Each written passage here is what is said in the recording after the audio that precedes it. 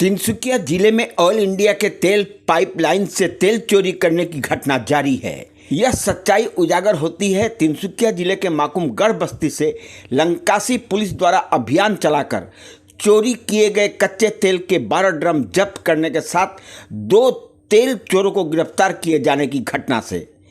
गिरफ्तार तेल चोरों की पहचान अमरज्योति नेउग एवं प्रणब गोहाई के रूप में हुई है। पुलिस के अभियान में चोरी के तेल से भर्ती 12 ड्रम के साथ वाहन नंबर AS02CC7389 को जब्त किया गया है। आज रातिपुৱা प्राय घंटामान आगत बजालिनी थानार इनचार्जे মোক खबर दिले जे आमी এখন তেলৰ গাড়ী ধৰিছো আপুনি আহিব লাগে।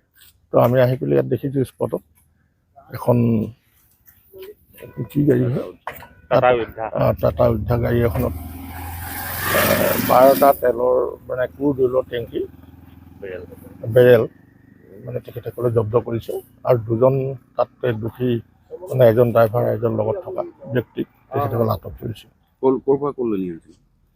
সেইখিনি আমি এনে জনা মতে তেখেতসকলে এইখিনি ধুলিজান গাঁৱৰ পৰা আনিছে বুলি কৈছে আৰু কলৈ নিব সেই কথাটো আমি এতিয়ালৈকে জনা নাই।